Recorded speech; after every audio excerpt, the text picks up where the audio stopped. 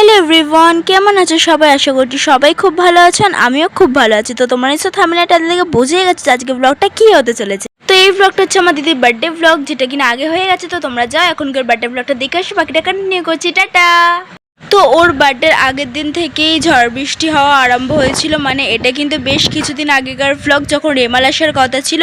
আমাদের এখানে সেরকম কোনো ক্ষতি হয়নি, বাট ঝড় বৃষ্টি কিন্তু খুবই হয়েছে। আর আমি এটা নিয়ে কনফিউজ ছিলাম যে ওর বার্থডে ব্লগটা আমি আদৌ করতে পারবো কিনা, কারণ কারেন্টও ছিল না। আর এরকম ঝড় বৃষ্টির ওয়েদারে আমি তো ভেবেছিলাম কিছু করতেই পারবো না। তো আমি এখন জানলার ধারে বসে এই ওয়েদারটাকে ফিল করছিলাম, মানে এত সুন্দর, সেটা তোমরা সাউন্ড শুনেই বুঝতে পারছো। তো তারপর আমার চোখ গেল ঘড়ির দিকে, দেখলাম 12টা বাজতেই যায় প্রায়। তাই আমি ঝটপট করে কেকটাকে ফ্রিজ থেকে বার করে আনলাম। আর এই ক্যান্ডেলটা দেখো কত কিউট না, আমার কিন্তু বেশ পছন্দ হয়েছে ক্যান্ডেলটা। আগেই তোমাদের সাথে শেয়ার করলাম যে কোনো কিছু হওয়ার প্ল্যান ছিল না, তাই একটা পেস্ট্রি এনেছিলাম আমি। আর এখানে আমি পাকামো মেরে এক হাত দিয়ে এটাকে খোলার চেষ্টা করছিলাম, বাট আমি সেটাতে ব্যর্থ হই।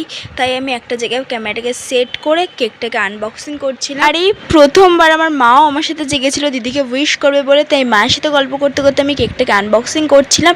আর এখানে আমি একটা ক্যান্ডেল নিয়ে ওকে ভয় দেখাতে চাচ্ছিলাম, বাট আমার ব্যাড লাক যে ক্যান্ডেলটা লিভে গেল। তো তারপর দেখলাম 12টা বাজে। তো তারপর আমি ওকে চর কিল লাথি সব একসাথে মেরে ঘুম থেকে তুলছিলাম। মানে বার্থডের দিন আমি মেয়েটাকে শান্তি দিইনি, মেরে ওকে ঘুম থেকে তুলছিলাম। তো তারপর আমি ওকে হ্যাপি বার্থডে উইশ করলাম, মমকে থ্যাংক ইউ বলে দেখলাম আবার ঘুমিয়ে পড়লো। মানে এটা তো মানাই যায় না, ওর জন্য আমি জেগে আছি আর ও ঘুমিয়ে পড়বে, এটা তো হতেই পারে না। তাই আমি ওকে সুন্দর করে কেকটা হাতে দিলাম। আর মেয়ের হাসি দেখো, মানে ঝরে ঝরে পড়ছে একদম।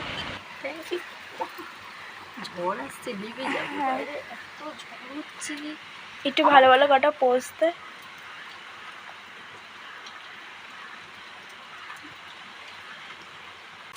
আমি যেটা বলছিলাম, আমি দাঁড়া বলি, আমাকে এই মোম গলে গলে পড়ছে, তুই ফু দে, আমার এটা লাগবে পরে। ইয়ে হ্যাপি বার্থডে, হাতটা মারতে পারছি না। কেমন লাগলো বল? আমি বিশেষ করে এবারে আমি এবারে করতে চাইনি, তাও করলাম না। আর এমনিতে আমার জন্মদিনে মানে মন খারাপ হচ্ছে, আবার মানে আনন্দ হচ্ছে, কারণ বাইরের ওয়েদারটা ফিল কর। ওয়েদারটা মানে ভালোটা কারণ হলো বাইরের ওয়েদারটা খুবই ভালো, আর খারাপের হলো কারেন্ট নেই। অন্ধকারে তোর আজকে বার্থডে সেলিব্রেট করলাম, কিন্তু এই এটা আমি তোকে গিফট করলাম। I love you. Love you too. But বল হ্যাপি বার্থডে ভূতনি, happy birthday happy birthday dear দিদি। লাইক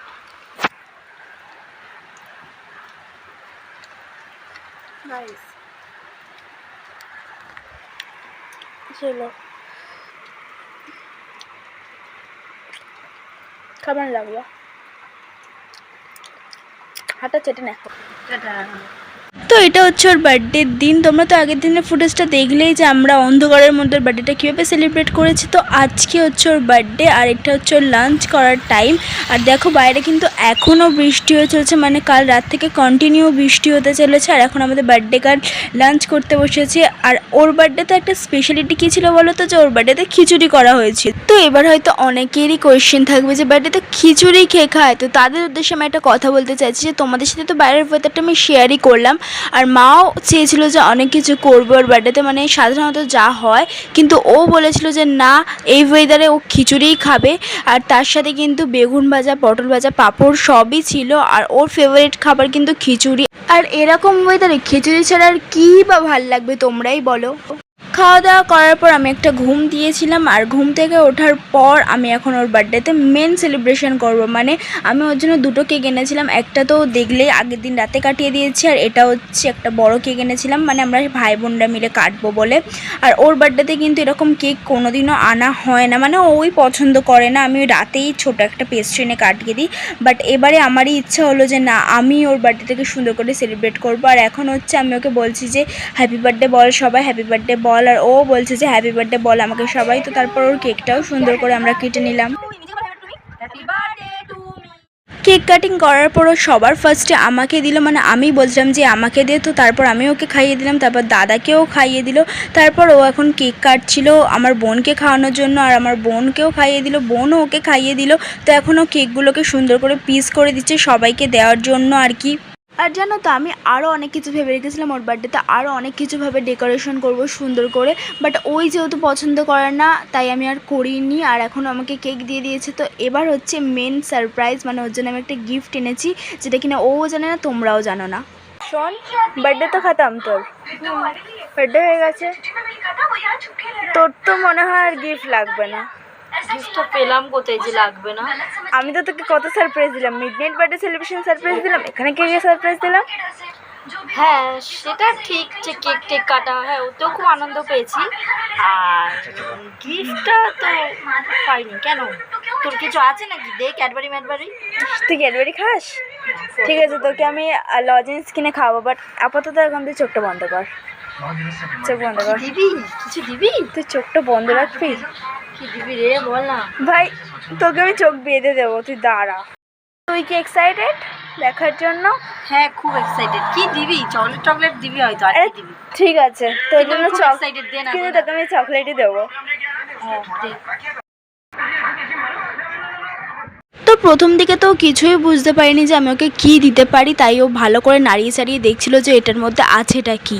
আমি শুধু বুঝতে পারছি না, আমার না ভিতরে একটা কিরকম এক্সাইটেড লাগছে। তুই কি দিচ্ছিস? এটা সরে যা না ওর। এই সত্যি তুই কি দিচ্ছিস আমি বুঝতে পারছি না, আমার কিরকম একটা লাগছে। ওকে, তুই চোখটা আপাতত খুলে ফেল, এটা প্লাস্টিকে আছে। ওকে না ভিডিওর জন্য না, সত্যি যে আমি তো জানি না তুই কিছু দিবি। আচ্ছা, চোখ খোল, এবার গেস কর, এর থেকে বেশি আর কিছু বলা যাবে না। নাড়া না, কি সুন্দর লাগছে। প্যাকেজিং পছন্দ হয়েছে? হ্যাঁ এটার মধ্যে কি থাকতে পারে তুই গেস কর, নাড়াবি না চড়াবি না কিচ্ছু করবি না, বাট গেসটা কর কি দিতে পারি আমি দেখে। ছোট মতন তুই মগ দিবি, মানে কফি মগ দিবি বলছিলিস ফটো দিয়ে, সেটা কি কিছু? I don't know, guess. আচ্ছা খোল, তোর গেস অত রাখবো। আমি এটা ওর জন্য গিফট এনেছিলাম, যেটা কিনা আমি অনেক দিন আগে এনে লুকিয়ে রেখেছিলাম, বাট ও জানতো না। আমি জানি না তোর পছন্দ হবে কি না। পছন্দ থেকে বড় কথা, তুই এরকম মানে বুদ্ধি করে এই জিনিসটা করেছিস, আমি সত্যি ভাবতে পারিনি। আমার পুকুর থেকে আমরা ধস ধস করছি। আচ্ছা তুই প্যাকেজিংটা খোলা, আমিও খুব এক্সাইটেড তোর রিয়েকশন দেখাচ্ছি। ঝটপট ঝটপট, আগে প্যাকেজিংটা পুরো খোলা শেষ করবি, তারপর দেখবি কি আছে। হেল্প করবো? না আমি খুলবো। আচ্ছা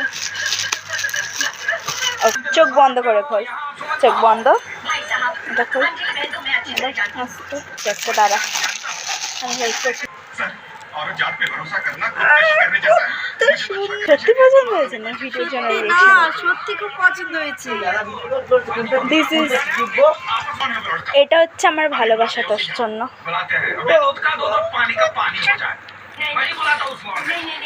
আমার ছবি দেখাচ্ছে, দাদার ছবি করে দেখাচ্ছে, দাদার ছবি করছে। এটা খুব সুন্দর। আমি তো ভাই বিশ্বাস করে আমি এত বড় লোক না, যে তোর জন্য অনেক কিছু করবো, অনেক কিছু প্ল্যান করবো। মা তুই যা করেছিস সেই অনেক ঠিক হবে। এই তোর জন্য আমি একটা চামচ এনেছি, বার কর। ঠিক আছে, এটার জন্য এখানে একটা হার্ট শেপের একটা টেডি আছে, আর ভিতরের ডিজাইনটা বল তোর।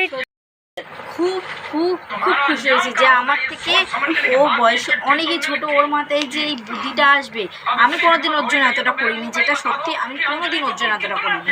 ও যেভাবে আমাকে মিডনাইট সারপ্রাইজ দিয়েছে, বা একটা বড়ো কেক এনে কেক কাটিং করেছে, তারপরে এই গিফট, সত্যি ভাগ্য করে ওর মতন বোন পাওয়া যায়, সত্যি ভাগ্য করে ওর মতন বোন পাওয়া যায়। খুব খুশি হয়েছি, খুব খুশি। Love you love you love you.